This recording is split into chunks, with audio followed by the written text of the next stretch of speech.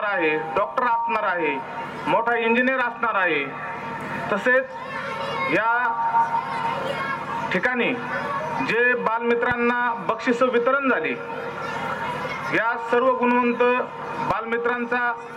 बालमित्रांचे मी आभार मानतो, अभिनंदन करतो.